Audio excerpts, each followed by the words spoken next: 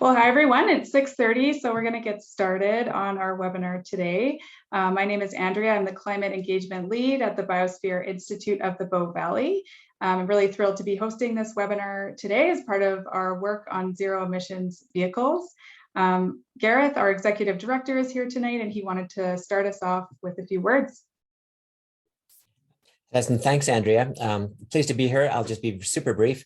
Look, I've been with the Biosphere since January. I'm the executive director. The Biosphere Institute of the Bow Valley has a mission of empowering community leadership to solve environmental problems like climate, and that's why we're here tonight, of course. And we learned long ago that if you care about climate, you act about energy, hence tonight's topic. And so through our SHIFT program, we've done quite a lot to move the needle on climate action. We helped create the Bow Valley Green Energy Cooperative, which is charged with putting solar panels on installations like the one on Rv Campground Memorial Church in Canmore. We work with local schools to give students hope for the future, helping them understand that there are many things they can do to combat climate change, and that there are many opportunities for them in the future as part of the energy transition. We work with the Bow Valley Builders and Developers Association to help that part of the community do their part. We will convene the community around climate in the weeks and months to come. You'll hear more about that. And we have a monthly SHIFT e-newsletter that you can use to subscribe to on our website to find out some very timely information. And look, I'll turn it back to one of our wonderful team members. I'm so what a privilege to work with people like Adam and Andrea. And Andrea, of course, is organizing tonight. So Andrea, back to you. Thanks. Thanks so much, Gareth. I did want to start us off by acknowledging that I'm joining everyone today from Treaty 7 territory, which is the traditional and ancestral lands of the Blackfoot Confederacy, the Piikani, Kainai, and Siksika First Nations, the Stoney Nakoda, Wesley, Bearspaw, and Chiniki First Nations, the Tsuut'ina First Nation, and of course, this land is also homeland to Métis Nation of Alberta, Region 3. I was reflecting a little bit on acknowledging the land and thinking about our subject matter today of electric vehicles, and I took a little time today to reflect on how roads and cars have really drastically changed, not just our physical landscape across this country, but also our cultural landscape. And I think we're in a really interesting time of change where this new technology, electric vehicles, is yet again changing our landscape, our physical and cultural landscapes. And I hope in a positive way, and particularly in its opportunity to reduce carbon emissions. So that was my reflection. I'll leave you to do your own on your own time. I did want to just share real quickly some of our upcoming events. We have some more great initiatives and events coming up, including some webinars like the one today. Our next one is on April 20th and will be all about solar power and electric vehicles. So if you're considering maybe getting solar, this would be a great webinar for you to attend. All of these events you can find on our website. Adam, my colleague, will share in the chat some of the links on those to come. And we are planning an expo at the end of May 28th in Canmore. So that would be a great opportunity for you to come and attend and see some electric vehicles in person. Lastly, I will point out that we've prepared a webpage that's full of resources about electric vehicles specific to the Bow Valley. So Adam will also put that in the chat, and afterwards you can check that out. Today, there is a Q&A button. Our speaker will answer all of your questions after they're done presenting. So please just enter those in throughout and we'll have a chance to address those after. But I did want to introduce our speaker today. So our speaker is William York. William York has served on the board of directors of the Electric Vehicle Association of Alberta since 2017. He graduated from the University of Alberta with a Bachelor of Science in Electrical Engineering in 2013. And since then, he has worked in the electric utility industry for nearly a decade. William currently works as an electric vehicle specialist for ATCO Electric. Throughout his career, William has installed nearly half of the EV fast charging infrastructure across the province of Alberta. And not only that, William has traveled more than 75,000 pure electric kilometers in his EV and has journeyed as far as Seattle, Washington. So with that, I will put it over to you, William, to get started. All right. Thank you, Andrea. I'm just going to share my screen.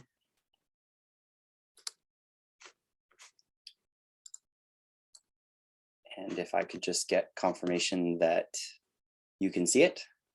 Yep, you're all good. Okay, perfect. All right, welcome everybody to what you need to succeed as a new EV owner in Alberta. A little bit about the EVAA, the Electric Vehicle Association of Alberta.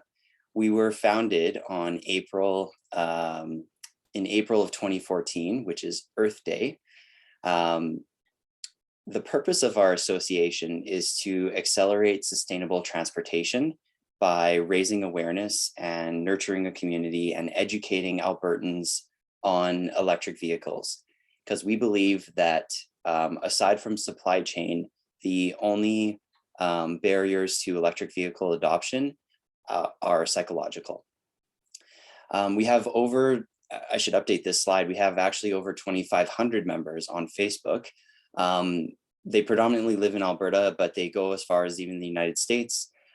Diverse professional backgrounds. We have oil field workers, artists, engineers, software developers, doctors, university students, business owners, and retirees and entrepreneurs, to name a few.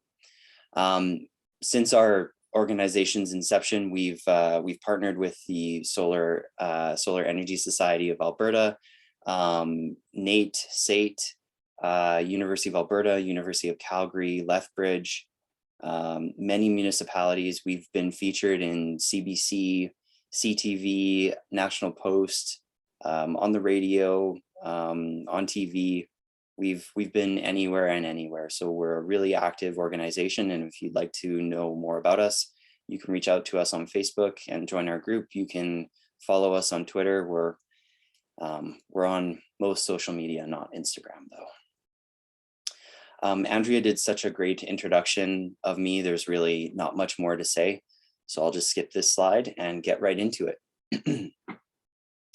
By the way, I have seasonal allergies. So if I clear my throat throughout this presentation, I apologize, but that's just the time of year that we're in right now. So I drive a 2018 Tesla Model 3 long range. It's a rear wheel drive vehicle with a 75 kilowatt hour battery.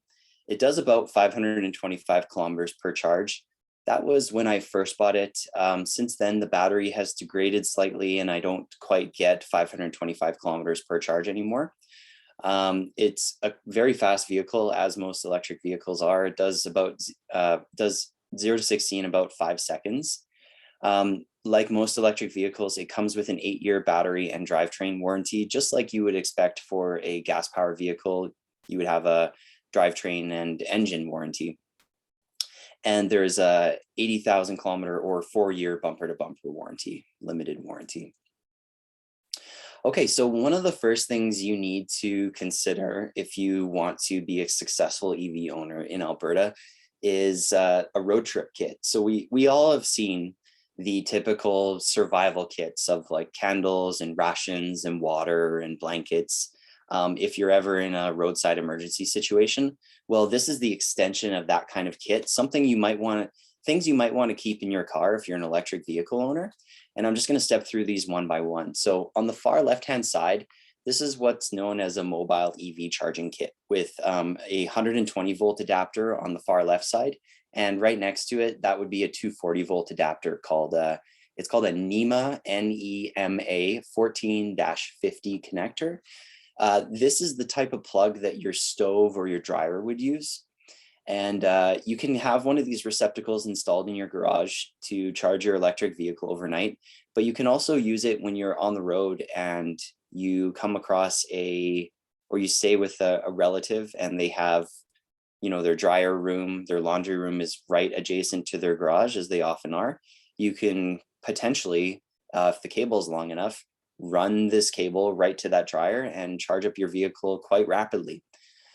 Usually when you buy an electric vehicle, this type of charging kit comes with it.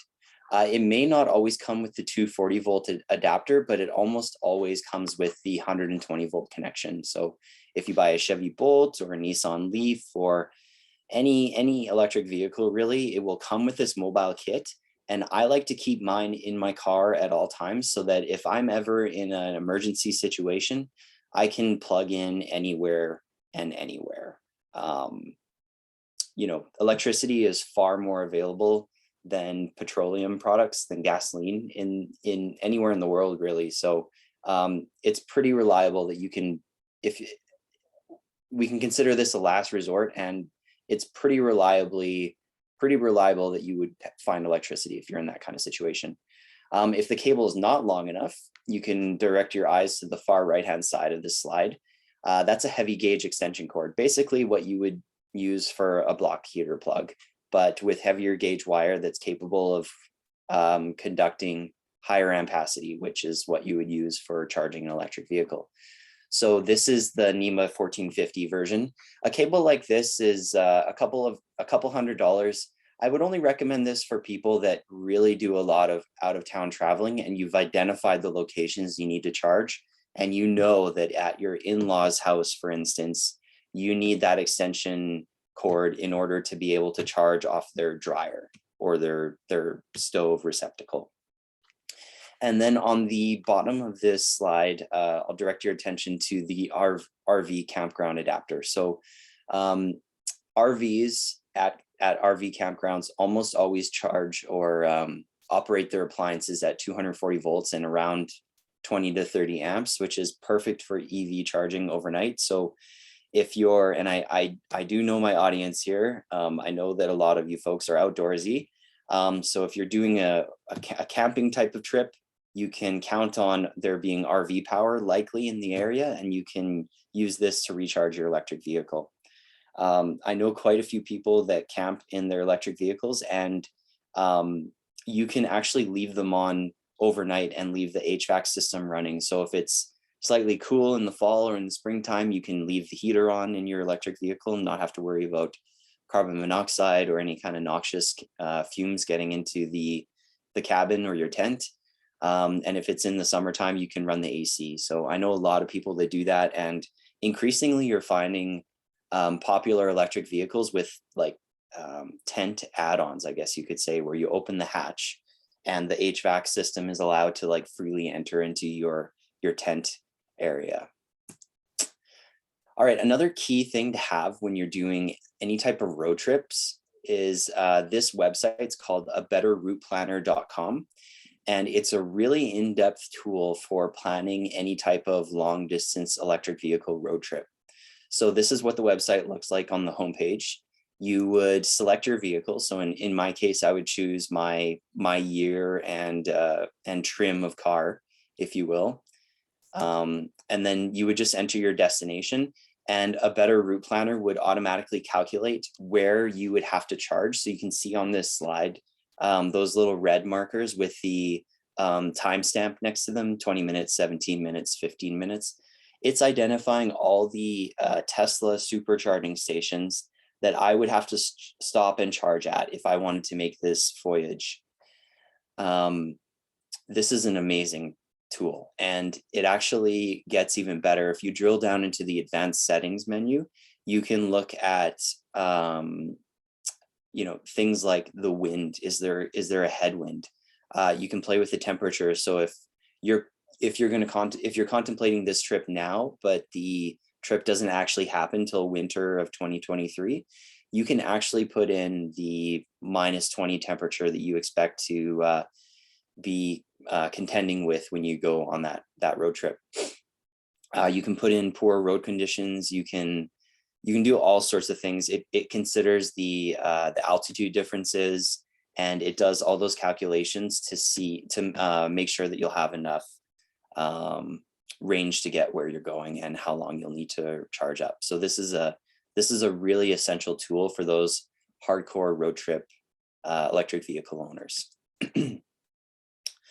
So if you don't buy a Tesla, you have to rely on universal fast charging networks like those offered by Electrify Canada, Petro-Canada, ATCO, and Flow and Co-op. Those are the major players in Alberta. There are more coming, and there are some kind of independent operators, I would call them, that don't really, for example, like a small business or a mall decides to install fast charging infrastructure. I wouldn't call them a major player, but they can host fast charging infrastructure. On the left-hand side of this graph, you can see the power output. So this is the electrical power output of their fast chargers. So you can see that Electrify Canada and Petro-Canada, they have a 350 kilowatt charging system in North America, and that will get you back on the road within 10 minutes. Tesla, their version 2 superchargers get you back on the road within 15 minutes. Petro-Canada has also installed some lower output power fast chargers, and those get you back on the road in roughly 25 minutes. And then ATCO, Flow, and Co-op, they have the slowest fast chargers, and those get you back on the road within 45 minutes.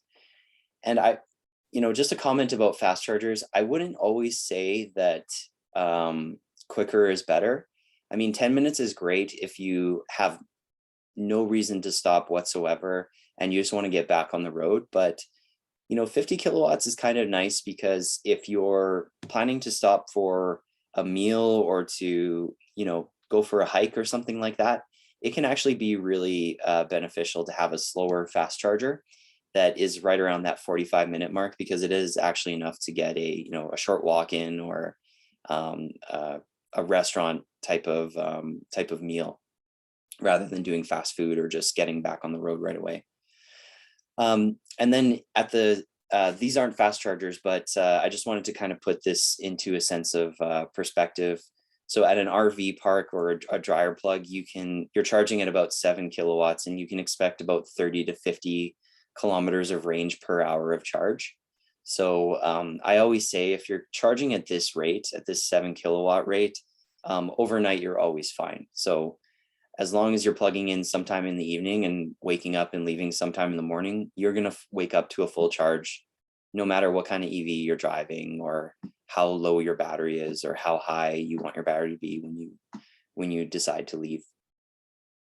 And if you're relying on the 120 volt outlet, something that my computer here at home is plugged into, a wall outlet at your friend's house, you can anticipate that you'll get about 5 to 10 kilometers of range per hour of charge, which isn't great. But if you think about how long your vehicle's parked for, maybe it's 10 hours. So that's anywhere from 50 to 100 kilometers of range. It's not bad. And the price is right. If your friend's not charging you for the electricity, it's free. So that's pretty great. I wanted to give you kind of some in-depth looks at what fast charging is. So you might hear a fast charger referred to as a DCFC, and that means direct current fast charging. This basically means that it's putting direct current power right into the battery. This is kind of akin to a fire hydrant of electricity right into the electric vehicle. And I'm going to show you a video in a second.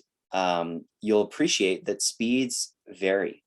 And that's because of temperature. If the battery is too hot or it's too cold, it can't accept as much energy as it can under ideal temperatures. Depends on your state of charge. That's what SOC means.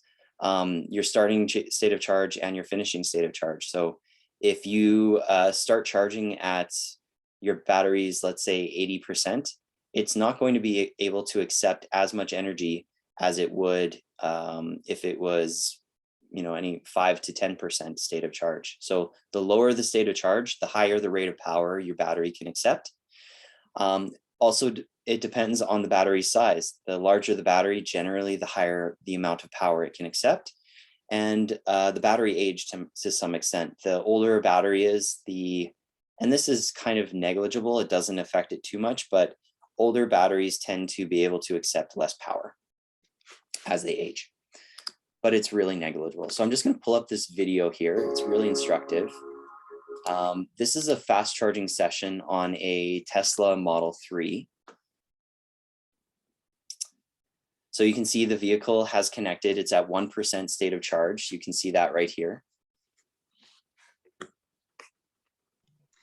William, I'm not sure that we can see that.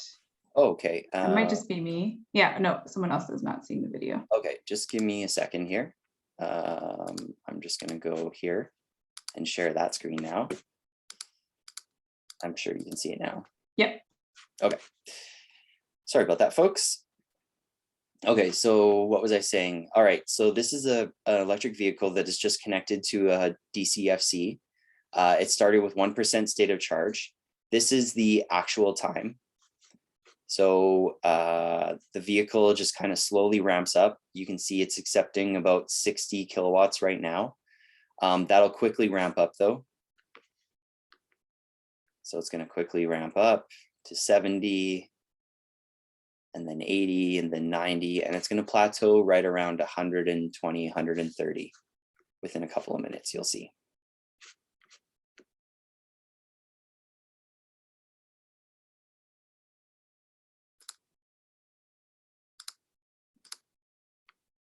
Just going to kind of quickly scroll through this video. So there we go. This red line here is the power that the electric vehicle battery is accepting, and it's actually starting to taper off now. And you can see this is a slower Tesla supercharger.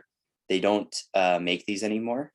You can see that within 30 minutes, the vehicle is accepted roughly 65% state of charge, and it's really starting to taper off now.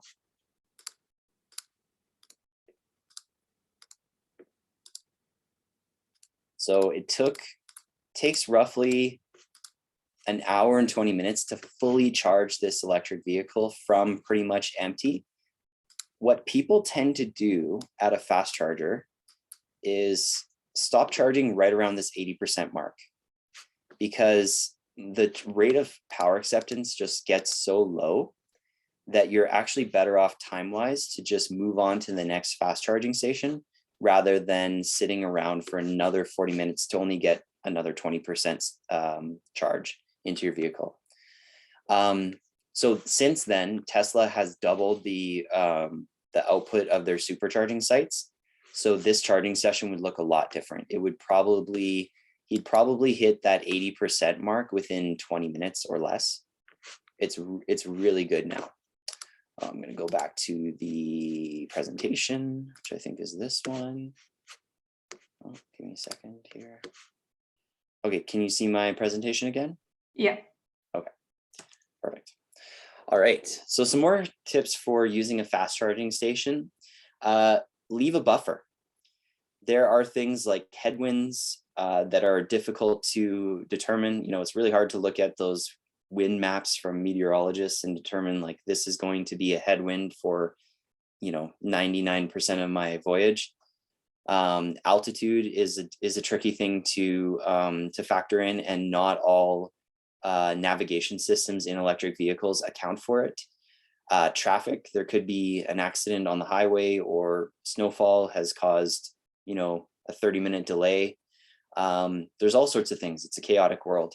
My buffer in the summertime is 10% and 20% in the winter, but I'm also one of those people that triple checks my locks at night. So take that into account too.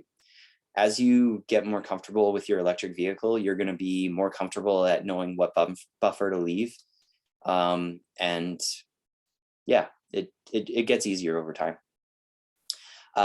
It's also still the early days, so redundancy is fairly low. In this top image here, I've shown a picture of a Petro-Canada site, and they have 2 chargers per site, but some electric vehicle owner-operators, charging station owner-operators, sorry, only have 1 charger per site. So there's a website called plugshare.com, and you can use that to check and see if the charging station is actually working before you leave. All these charging stations are network connected, and so they run on cellular networks or Wi-Fi networks, and they actively communicate to PlugShare whether they're online or offline. And that helps you plan your trip, so you don't end up leaving and anticipating that this charging station is going to work and then have to figure out a backup, because sometimes there aren't any. So we're still in the early days. That's still kind of a pain point, but the redundancy is improving all the time. In Canmore right now, you have so many different options. If even one provider's entire network of DCFCs are down. So if Petro is completely down in Canmore, you've got the ACCO fast charger, you've got the Tesla superchargers, there's 2 sites, and you have the Electrify Canada supercharger. So, fast charger. So there's a lot of redundancy in certain locations like Canmore, like Calgary, other places in the province, not so much. This is a really cool thing. If you enter the fast charger into your navigation system, your battery will start preconditioning itself when it's en route to that fast charger. So it'll start heating or cooling the battery to that ideal temperature so that when you connect your electric vehicle, it will start accepting the maximum amount of power that it possibly can at that very moment. And also consider these fast chargers an opportunity to not only recharge your car, but recharge yourself. I realize that it is not ideal that you can't get back on the road within 3 minutes, but consider this an opportunity to relax, to stretch your legs, to get the blood moving through your muscles. Plan a picnic, plan activities while you're fast charging, and that really, it just makes electric vehicle ownership on road trips such a more pleasant experience. So because we're talking about the Bow Valley area, and I know a lot of folks end up commuting between the Bow Valley area and downtown Calgary, or anywhere in Calgary, I thought I'd run through a scenario so you folks get an appreciation of what it might be like and what the kind of thought process is if you're thinking about buying an electric vehicle, but you're not sure if you can actually do this and this is a part of your life. So a round trip to get from Canmore to downtown Calgary is roughly 206 kilometers. If we were to do this voyage in a 2022 Ioniq 5, which is $47,000 Canadian, it comes with a 354 kilometer charge and a 58 kilowatt hour battery. So if it were to do this round trip in the summer, you would have roughly 152 kilometers remaining, which is, that's looking like a 40% buffer or something like that. So that's completely acceptable. I have no concerns with that journey. And the cost is the best part. So assuming some things, I looked up the Fortis electricity rates in Canmore, and I assumed that you're locked in at roughly 9 cents per kilowatt hour. So you're paying all in for that round trip about $5.29.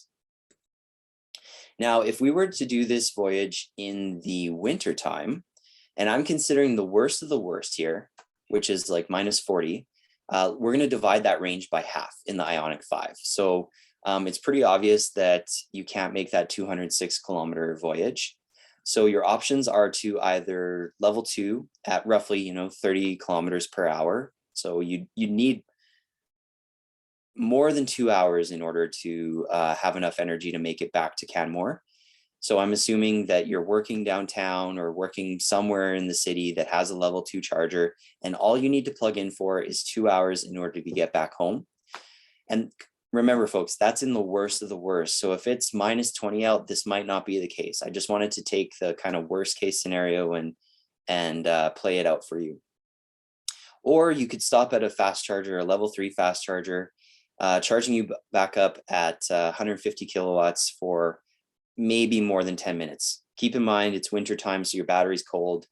In the summertime, you wouldn't need to stop there for 10 minutes in order to get enough energy to get back home. There are en route between Calgary and Canmore, there are several level 3 charging stations. So you have one at Trinity Hills in Calgary, West Hills in Calgary, Deerfoot Meadows, Deerfoot Mall. There's one at Bears Paw and in Jumping Pound. That's this previous picture that I showed you with the Petro-Canada site. That is actually Jumping Pound. So there's lots of fast charging infrastructure between the two areas. And in the worst of the worst, with this electric vehicle, you could make the trip. And there's level 2 charging stations all over Calgary. These These green markers here on the map, those are level 2 charging stations, and the orange markers are level 3 charging stations. So lots of infrastructure in between. Okay, so I just wanted to touch on what the annual savings would be if you were to, if this were you and you were to do this. So I'm going to assume a 40% higher winter summer blended cost of electricity, factoring in those fast charges you might have to do, or you use more energy in the winter time. So I'm taking a really conservative estimate here, saying it's going to be $7.41 per day. And comparing this to a commensurately sized vehicle, the Ford Escape, which has a fuel efficiency of about 7.6 liters per 100 kilometers, that's about 15.43 liters of fuel per day. And if we were to assume I actually discounted today's gas price. I think today's gas price is close to $1.70, but I took $1.50, and that equates to roughly $3,700 saved per year, and over a 10-year period, that's $37,000. So quite the saving if you are. I mean, this is a heavy commuter, so I know this doesn't apply to a lot of people in the Bow Valley, but it is a pretty interesting use case. So if this is you, I mean, it makes a lot of sense to drive an electric vehicle. And I also wanted to evaluate what would happen if you spent a couple more $1,000, $54,000 Canadian, in order to get the Ioniq 5 long range battery. And this would get you 488 kilometers per charge in the summertime. And if we use that 50% range loss in wintertime, in the worst of the worst again, that would get you 244 kilometers of range per charge. So easily you can make this round trip. I wanted to touch a little bit on the garage orphan scenario. I'm just going to do a time check here, make sure we're still good. Yeah, we are still good. So this is an industry term for EV owners that are without a means to charge at home overnight. So perhaps you're a electric vehicle truck owner and you have a detached garage that's really small and you just can't fit it in there, so you park street side, and there's no possible way to run a cord out to your vehicle. So you have two potential solutions. Daytime level 2 charging at work.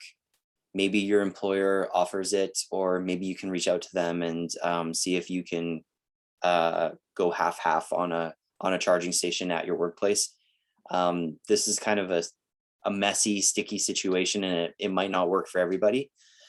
Another thing you can do is use a level 3 hub. So a level 3 hub is just like a gas station, but it doesn't have any gas pumps. It just has fast chargers. And these are being not only conceptualized. I know these pictures that I've included on the right-hand side of the slide are conceptual, but this is actually a level 3 hub that was envisioned by a Canadian company called Parkland.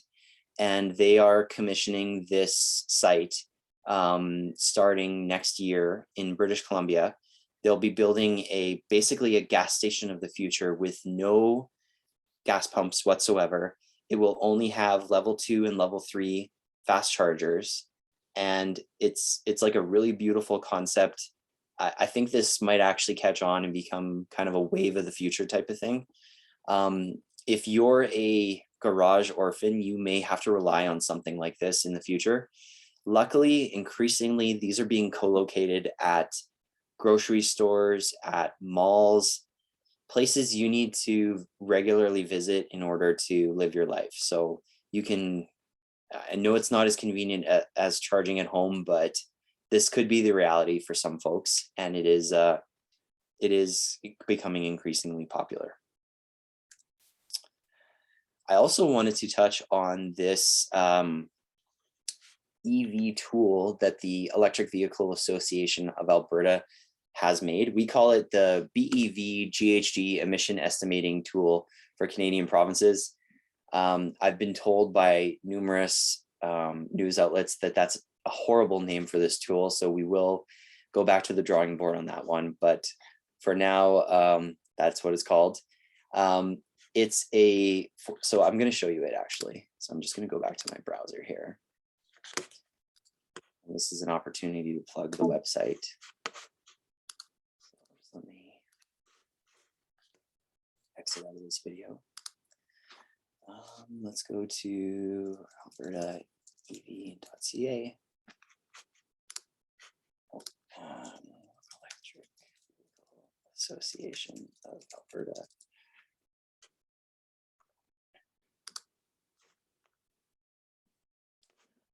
Okay, so this is the Electric Vehicle Association of Alberta website. And if you click on this Why Electric tab, oh, I'm probably not sharing my screen again, am I?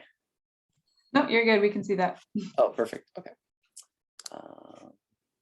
Just going to maximize this. Exit out of this. All right. So I hope this is visible for people. So this is our tool, and it is actually live connected to the dynamic fuel source mix generation output of Alberta's electricity grid. So what do I mean by that? Alberta's electric grid does not come from one fuel source. It comes from a mixture of fuel sources. Currently, 82.2% of our electricity is coming from natural gas. 9.8% is coming from coal. 3.3% is coming from other. 3.3% is coming from hydro. Barely anything is coming from wind at this exact moment, 0.7%, and 0.6% is coming from solar. It's too bad that we did this presentation during this time of day, because when we're at daytime, it's really great to see the solar not dominating, but representing a far bigger slice of this pie. So our tool takes into account all these fuel sources. They obviously have different GHG or greenhouse gas intensities, and it lets you compare what an electric vehicle charging off this fuel source mixture, how dirty that electric vehicle would be compared to any gas-powered vehicle. So here we have a Tesla Model 3 Standard Range Plus, and I'm wondering, maybe I will compare it to a BMW, not an X5, sorry, BMW 3 Series. I think that's they're pretty equivalently sized vehicles, priced vehicles, and from a performance perspective, they have pretty similar metrics. So right now, the tool is telling us that it would be 7.2 kilograms of carbon dioxide per 100 kilometers in the Tesla, and 21.5 kilograms of carbon dioxide per 100 kilometers in the BMW. So we're looking at roughly a third greenhouse gases generated by the Tesla, charging off pretty much a fossil fuel grid. I mean, 90% of our grid right now, more than 90%, is coming from fossil fuels, and it's still just a third of the GHGs to drive an electric vehicle. You can do this for lots of other vehicles, not just Teslas. We've got the Hyundai Ioniq, we've got the Mustang Mach-E, all sorts of electric vehicles in here. And not every gas-powered vehicle under the sun, because there are so many, but lots of popular ones. You can also put in your annual driving distance and your electricity rate, and it'll spit out the fuel cost savings. So very cool tool. You can audit all the numbers here to see, where we got them from, and it's just a really good tool for dispelling that notion that Alberta's grid is too dirty to drive an electric vehicle. I'll go back here for a second and show you other provinces.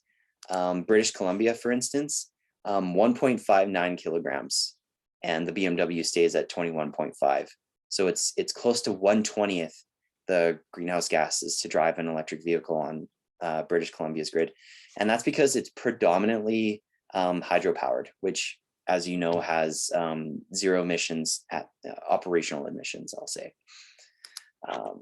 And we have every other province in here. Alberta's is the only one at this moment that's live. And the reason for that is that in British Columbia, there's nothing really to see. It's just always hydro. So they didn't bother making the data available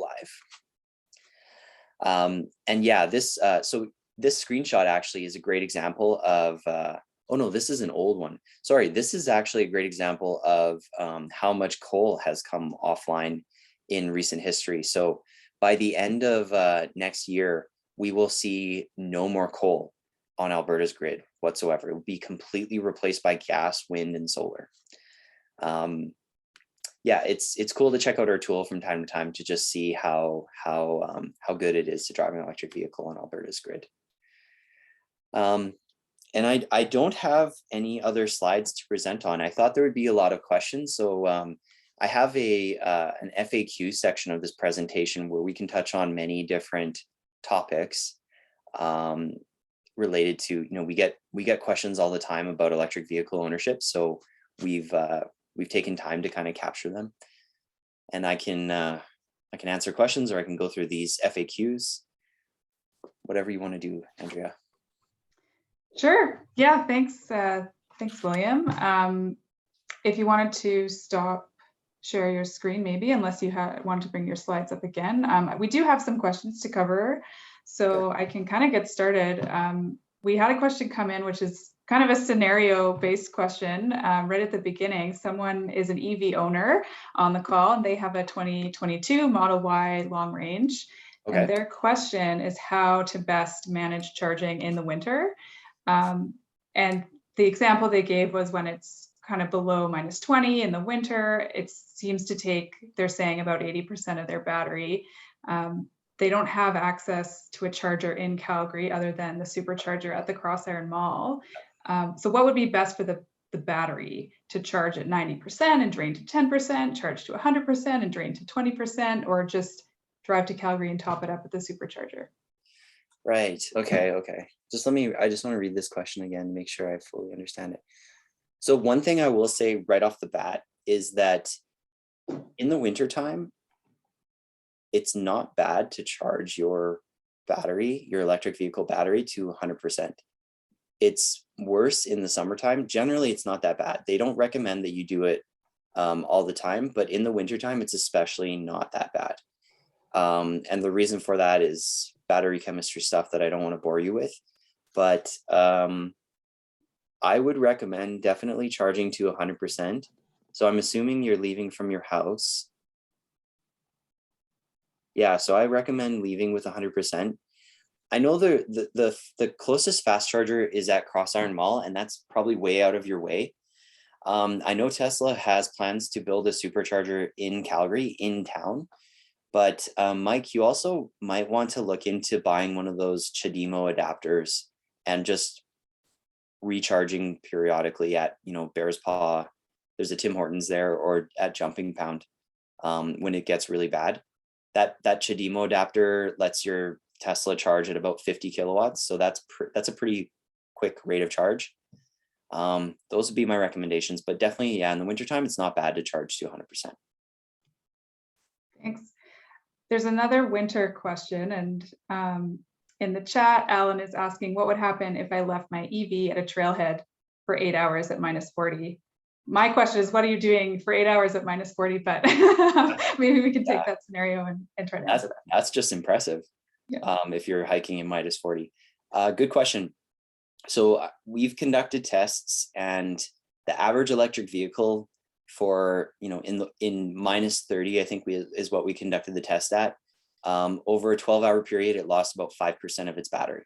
So what your electric vehicle is going to do there is it's going to start using some battery energy to keep the battery warm, but it's not going to keep it warm to a really warm temperature. All it's going to do is try and make sure that the battery is above or at -20 degrees Celsius, because lithium ion batteries can't discharge below -20. And if you think about what discharging is, it is, sorry, someone's trying to open my door. It's driving your vehicle. So that's all your battery and your electric vehicle are trying to do when it's -40 out or -30 out. So you can expect pretty minimal energy loss during that time, but it is something to consider for sure. Great. Another battery question. So what is the expected useful life of a battery, and or in other words, what is the loss in battery per year?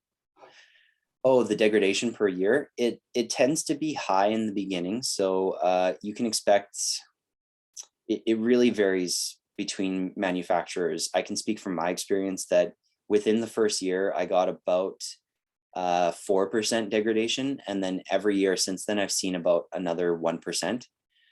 So within 10 years, I'm going to see maybe, I don't know, 10 to 13% degradation in my battery. So 10 to 13% of my battery range will not ever come back. I should mention though, the gas vehicles see similar degradation. It's just harder to quantify because none of it is digital, it's all analog. So it's always harder to quantify, but it definitely happens in gas vehicles too. The useful life of your battery, increasingly it's becoming that the body will be outlived by the battery. So by the time you're wanting to replace your battery, your vehicle is going to be a rust bucket. That's how good the battery technology is. Of the best manufacturers like Hyundai and Tesla, they are saying that their batteries are rated for 500,000 miles before replacement. So I haven't seen too many vehicles on the road that are even above 300,000 miles. And this is miles, mind you, not kilometers. So it's getting so good that it's almost at the point where you don't even care anymore what the longevity is. And, you know, battery failures are very rare. If they are going to fail, they're going to fail episodically, and they're going to fail within that. There's something called the bathtub curve with electronics. And if you picture a graph that looks like a bathtub, and the failure rate is on the y-axis and time is on the x-axis, what it means is that basically all electronics tend to fail within the first couple of cycles of operation. And if they do not fail within the first couple of cycles of operation, they're never going to fail till far, far later in their life cycle. So probably a long-winded answer to what you were. Yeah, no, I think that's helpful. Yeah. So we had some questions come in about off-grid properties and what if there's any charging options there, off-grid. Yeah. Solar kits for RVs, or someone's asking, can I charge my EV at the cabin, which is off-grid and they have solar? They trickle charge it on the DC power. Yeah, we have tinkerers in the EVAA that have programmed their level 2 charger to and their vehicle to charge when solar output is at the highest, or when solar is being output. So it's definitely possible. It takes some techie skills, but I suspect if you're an off-grid solar person, you probably have a little bit of that ability or a desire to grow that ability. Definitely jump onto our Facebook group and check it out and to talk with us, because I know there are people that have thought through it and be able to help you out. Yeah, that's a good point, Willett, that there's a very active Facebook group that you've mentioned.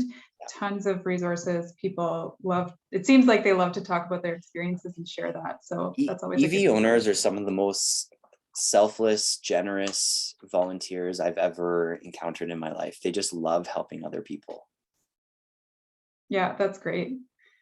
Someone asked, what are the big maintenance costs for an EV? Very, very little. You actually have to kind of fight with the dealership because they're so new to this that they actually think that you need more maintenance than you do. The best manufacturer for this is Tesla, because their vehicle, their legacy never had a gas powered vehicle. So they built their maintenance program from the ground up for electric vehicles. Whereas I've seen Ford, it's funny, if you buy a Ford Mach-E, sometimes in the manual, there's language in there for gas powered vehicles. Like they reference, I think, a gas tank once accidentally. So, you know, it's just an example of how legacy automotive makers are going to have a hard time pivoting into this new maintenance paradigm. But anyway, it's very little. So on my vehicle, I've only replaced windshield wiper blades, cabin air filters, and washer fluid. You can always expect the suspension components like your tie rod ends and your suspension to, as you drive it, and depending on, pothole city in Alberta, but so you can expect that to accelerate the wear and tear on your suspension. But other than that, like the electric motor requires zero maintenance. There's no complex transmission. It's a simple gear set.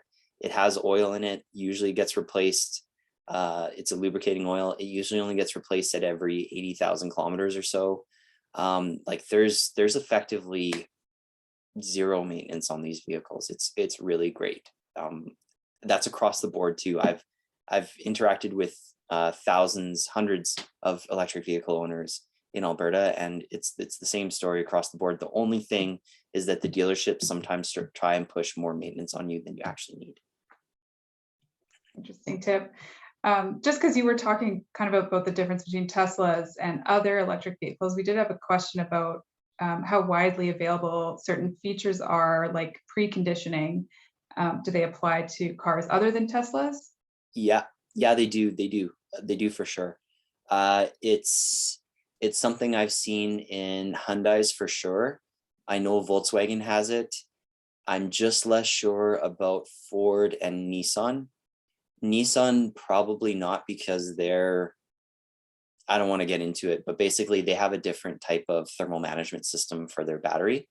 But yeah, increasingly it's becoming the case, and all these automotive manufacturers are working towards their vehicles being very much like a smartphone, where they can push software updates remotely. They can regularly update the software, push firmware updates, all those sorts of things. So even if it's not a feature now, it could be a feature as you get closer, but it's definitely something to ask owners forums. Hop onto the Electric Vehicle Association of Alberta Facebook group, ask the owners there if you're interested in X vehicle or Y vehicle, and ask the dealerships. Although right now dealerships aren't as knowledgeable as owners and fanatics like are in our Facebook group. So we're actually right now kind of a better source of information. And this is kind of a plug for the Electric Vehicle Association of Alberta, but we've started to do electric vehicle dealership training to help dealerships educate their staff on what it's like to switch to an electric vehicle, what are the common practices and all sorts of things, how to install a home charger. That's a really common stumbling block. The dealerships just, you got to appreciate, these dealerships have been around for decades and they've never had to deal with any kind of home retrofits for selling a vehicle. So it's a completely new paradigm shift for them, and it takes some doing. Yeah, interesting. So we do have some questions coming in about cost, and so let's go there. One question is about the federal rebates, so maybe touch on what's out there right now. And there was a recent announcement, and based on previous rebates, is it likely to be retroactive to purchases before the announcements? Do you know anything about the rebates, and what can you tell us? I do know quite a bit about the rebates. So there's currently a federal EV rebate. It was just topped up, so the funds came close to being exhausted, and the funds were just announced that they topped it up by, I think, 85 million or something like that. So it's well funded for another couple of years at least. It's currently $5,000 for the purchase of an electric vehicle that falls within the price categories that have been set forth by the federal government. So you can go to the federal government's website on the rebate and you can see what models are eligible for the rebate. They have been, there are rumors, and the minister that oversees this funding has directly said that there is a gap between the type of vehicles that Canadians buy and the vehicles that are eligible for this rebate. Canadians per capita buy the largest vehicles in the world. So SUVs, trucks, per capita, we buy the largest vehicles in the world. And the minister acknowledged that right now the rebate doesn't really reflect what Canadians buy. So I would expect the eligibility criteria to be expanded. I don't know if I would expect the rebate dollar amount to be increased. If the United States Build Back Better bill was passed in the Senate, then perhaps it would have been increased to be of equal value, or, you know, on the same order of magnitude as theirs, but I don't know if that's going to happen. Regarding retroactive, I would not count on it being retroactive. It could be applied to used vehicles, but only from the moment that the rebate is in place. So it's not, I wouldn't bank on it being retroactive, but I do think it's going to, there are going to be some changes in the near future. Yeah, that's good. And just keep going with that. Someone is asking that they gather the upfront cost of EVs are more expensive to purchase, and hence why these rebates exist. But they have lower maintenance costs. And so how would you kind of make that calculation, and over, let's say, a 10-year lifespan of the vehicles, if you're kind of comparing two vehicles, how do you, when do you break even and lose money, and how do you calculate that? Yeah, so maintenance costs, I would just take a really conservative approach, because there's always episodic, unpredictable emergency maintenance that you just, like, you hit a pothole hard and it causes some damage and you just can't predict that. I would take whatever your experience in maintenance costs is and divide that by 2. So you can expect roughly 50% maintenance costs. And then your fuel cost savings, really tricky, Gareth. I don't know how much you drive. It's always a function of how much you drive. So if you're the average Albertan, you drive roughly 15,000 to 20,000 kilometers per year. And then I need to know your vehicle class. So if it's a large truck, it's a lot different than a small sedan. But take your fuel costs now, and this is the rough math. It's not the gospel, but divide it by 5. So if you spend $100 per month right now on gas, you'll spend roughly $20 a month in electricity. That's the rough math there, but it varies so wildly, and there's so many variables. You can tell I'm an engineer because I'm just thinking of all the ways I can get tripped up on this argument. But yeah, Gareth, like, you can connect with me offline maybe, and we can work through your exact situation. But over a 10-year period of ownership, I've found that driving my electric vehicle, which had a $20,000 premium to the vehicle I was going to buy, within 10 years of driving it, just the fuel cost savings alone have taken care of that. And that was back when gas was $1 per liter. There's a reason why in British Columbia, 1 in 6 vehicles being sold is electric.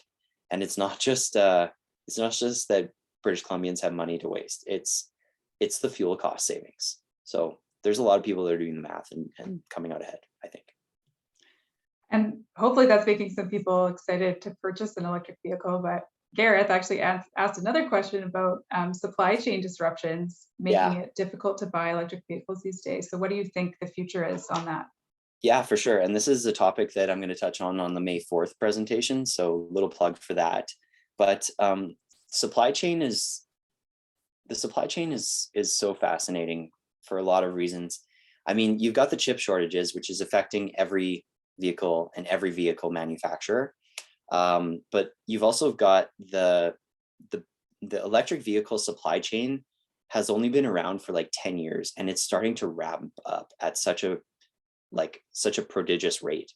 The amount of lithium, nickel, and copper mining projects that have been started in the last couple of years is just grown exponentially. So right now we are in a supply constrained environment. There's lots of demand for batteries and for electric vehicles, and not enough supply to satisfy that demand. And then you also have all the OEMs, the vehicle manufacturers, who need to make these vehicles, design them, engineer them, make them, get the supply chain set up, get the dealership set up. So it's, the next 8 years, I would say, are going to be pretty interesting from a supply chain ramp up. But if you want an electric vehicle that's available today in the market, I would say to anticipate anywhere from a pre-COVID, I would say a couple of weeks to like up to 8 months. Post-COVID, I would say 4 months to 12 months. Yeah. Get your names in early is what I'm hearing. Yeah. So it is 7:30. I wanted to respect people's time and kind of formally wrap up, but William has agreed to stay on a little longer to ask about the questions we didn't get to. But if you do have to leave, that's totally fine. I just ask that you fill out our survey. We're going to send it out. It'll come up on your screen as you leave and also in an email tomorrow. And if you do that, you'll be entered to win a home energy efficiency prize pack that's valued at $500. And that just helps us understand what you learned today and improve our programs for the future. And I also wanted to thank our funders. So we had some support from Natural Resources Canada and the Town of Canmore to run these webinars. So a big thank you to them. So if you have to leave, that's totally fine. Otherwise, I will continue asking you some questions, Will. So sure. We had a I question. just see a comment here that we passed over from Kay Antrobus. Sure. About wanting me to comment on heater and AC use. So yeah, good question. Older EVs use resistive heaters. So just like your electric hairdryer or your toaster, and or like a space heater, for example. And that is a pretty inefficient way of creating heat. So in the wintertime, you notice much more energy use than in the summertime. Air conditioning barely uses that much energy. It's like a kilowatt, and your cabin is so small, it really makes practically no difference on your range, but that heater does. Increasingly though, manufacturers are switching over to heat pumps, which basically work like an air conditioner, but in reverse. So they're able to steal ambient heat from the outside air and then pump it into your cabin, and they're much more efficient. So you, in that 5 degrees Celsius to -15, -20 degree range, you don't notice as much range hit from your heater. But once you start getting really, really cold, like -30 and -40, it kind of becomes on par with a resistive heater. So I would say AC use in the summertime, not a big deal. Heater depends on the type of EV that you're buying, but definitely has some impact. Yeah, that's what I would say on that. I see they put another comment about power failures could be a big issue. I'm not sure what that was in relation to, but if you want to flesh that out more, Kay, then just drop a message in chat and we'll chat it out. Sorry, go ahead, Andrea. Yeah, no, that's great. Completely different direction in question here, but someone's asking about an EV and which EV has the most cargo space for sleeping in, storing a bicycle, outdoor equipment, skis, snowboards. Yeah, I don't know which vehicle has the most cargo space. They have great cargo space though, because you've got that front trunk. And I know we didn't cover it on this presentation, but my last presentation I did cover it. In an electric vehicle, you don't have the engine and the radiator and alternator, carburetor, all the stuff that occupies the front trunk region of the front hood area of the vehicle. So electric vehicles have so much space that they actually add like a secondary storage area in the front. So that boosts the cargo space. The most I've seen is probably the Tesla Model X. That has a lot of cargo space. That's a pretty big SUV. The problem with electric vehicles is that they can't be as big anymore. Vehicles can't be as big anymore if you want range at the same time. Weight is a problem. Aerodynamics is a problem. So every EV that you see on the market today, it's compact hatchbacks, it's mid-size SUVs, mid-size sedans, some large sedans, but they're very aerodynamic in shape. Small SUVs, mid-size SUVs. Those large SUVs and trucks, like they're completely absent from the market right now. And I know Ford is coming out with the Ford F-150, but it's hard because you need a big battery, and we just talked about supply chain, right? It's hard to get a big battery these days, and it comes at a premium cost. So it's difficult. I know it's not a great answer, but you can look into, if I know the Tesla Model X is an expensive vehicle, the Tesla Model Y is a little bit cheaper. Those are the two biggest SUVs right now. I know that Nissan Ariya is coming to market next year. It should be a pretty big SUV. The Kia Niro, also a pretty big SUV. Yeah, you'd have to look into it further, but there are some SUVs. It's a little bit tricky. Yeah, no, that's really interesting context for why that's the case. It's the reason why the Tesla Cybertruck looks so weird. Like the only way Tesla could make a compelling electric truck that has like 800 kilometers of range is to make it in the shape of a triangle, because the shape that normal trucks are is so weird for aerodynamics. Like they are not aerodynamic at all. And so that's the reason why it looks so weird, unfortunately. Yeah. So if you were going to buy an electric vehicle, we have a question here about how do you determine how much range you need to meet your needs over the life of the vehicle, assuming it's going to lose some range over time and also has a little less range in the winter. What do you think they should consider? It should be that exercise that we stepped through there. So first thing you do is look at your commute. If it meets your commute and your commute is like, let's say, high percentage of your driving, your overall driving, like you took your mileage for the year and you say, wow, most of that was just me driving to and from work. Take a look at that. What's that range? Does it work in the summertime? Okay, good. Take the range of your EV, drop it by 50%. Take a look at your commute. Does it still work? Okay, good. If it does, then you're good. I would say for road trips, the charging infrastructure just keeps getting better and better. If you need this vehicle to be your everything vehicle, then look at PlugShare, look at Betterrootplanner. Go over the last 5 years of road trips that you've done and plot them out on Betterrootplanner or PlugShare and see how they would have worked out. Do that exercise where you cut your winter range in half. It doesn't always happen. It's not always -40 in Alberta, but when it is and you're cut in the rough, you need it to work, right? It needs to work 100% of the time. So check that out. Some people want an EV so bad that they'll do this exercise and they'll find that it doesn't work as their road trip vehicle, and they'll actually go and rent a gas-powered vehicle for their road trips and still drive their EV the rest of the year. I'm not saying you have to do that, but that is a consideration if you really want to make this decision. And we went through the fuel cost savings exercise. So if you're an average Albertan driver, you're saving, let's just say $2,000 per year in fuel cost savings alone. A vehicle rental is a couple $100. So there's definitely some leeway there for you to do your once in a year road trip, or however often you do a road trip. Everyone's circumstance is different, but that would be the way I would approach it if I were you. And definitely, if you've thought this out more, come to our Facebook group. People are so willing to help you out in making this decision, but come with the facts, come with the data, what your commute is, what your road trips look like, and we'll help you out. Awesome.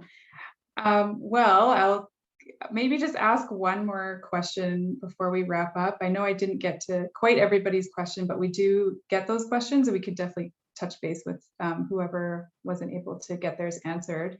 But maybe this is a fitting question to end off, because we had a question about the end of life of an EV.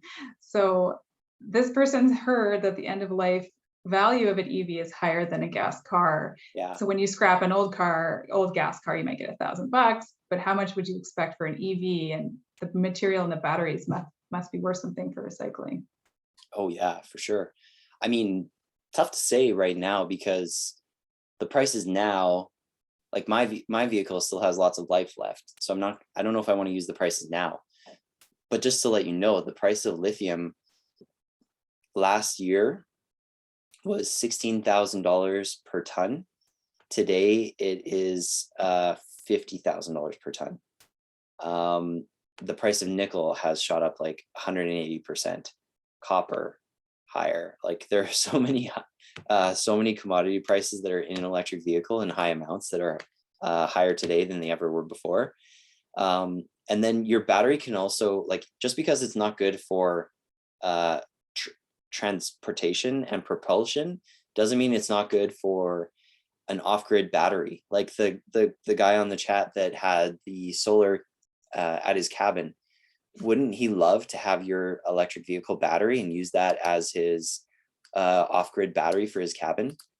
Maybe. So I think you're onto something. I don't know the answer for sure, because right now we are in the EV market's in its infancy. The Tesla Model S has only been around for 10 years. The Nissan Leaf has only been around for 11 years. There aren't enough vehicles in the market that have gone into retirement yet to cause the stimulation of the aftermarket industry and the recycling industry. So I don't know this answer for sure, but I think you're onto something, that either the commodities themselves in there, just the scrap value, is worth a whole lot more than a gas-powered vehicle. I definitely agree with that. But just the second life applications of the battery, they can be reused in so many different ways. I think there's a lot of potential there, and it could really lend its, like, I don't think EVs are going to depreciate nearly as fast as gas-powered vehicles do. And actually the rise in the electric vehicle is going to cause the quick death in the depreciation, in the drop in value in gas-powered vehicles. Because let's fast forward to 2028, and who's going to be buying a gas-powered vehicle? So who's going to want a used gas-powered vehicle? Everyone's going to be going electric. So I can't see there being much value in gas-powered vehicles in the future. Yeah. So. Wow. Great question. Yeah, there's so many great questions. I do apologize we didn't get to quite all of them, but I hope we covered enough to kind of get your interest. You can keep going. I can keep going. I know you probably could talk about this all day. Yeah. Well, we did have a couple of questions about theft, and are there good anti-theft, and also how to prevent the theft of the charging cords. So maybe you can answer that one. Yeah. Good question. There are, so if your vehicle's locked, there's a little like pin that inserts into the charging pistol that prevents people from being able to pull it out. If they, like, even if they really reef on it, they can't get it out. And then for the vehicles that don't have that feature, there are like these aftermarket adapters that let you do that too. So it is a thing. If the vehicle's unlocked at that moment though, they could get away with your cable, but yeah, it's not too common, but it can sometimes happen. Yeah, good question. Yeah. Okay, we'll really do one last one here, and then we will wrap it up. We did have a question about what is the best way to compare EV's performance? Is it based on the kilowatt hour per kilometer, per ton of the gross load? Looks like someone might want to do their math here. Yeah, divide the range by the size of the battery pack, and that will get you the watt hours per kilometer, and that is like the liters per kilometer equivalent. So that's the energy efficiency of the battery. That to me, I mean, maybe this is the engineer in me, but that to me is the best metric for comparing two equivalently classed electric vehicles. Yeah, great. Well, I think we will wrap it up there, William. Okay. Thank you so much for your insight, and it was super interesting. I hope everybody learned something. So quick reminder that we do have events coming up to check out, and also to fill out that survey once you get it at the end or in a day or two in your email. So with that, I hope everybody has a good night, and we will hopefully see you at our future events. Thanks everyone. Bye. Bye.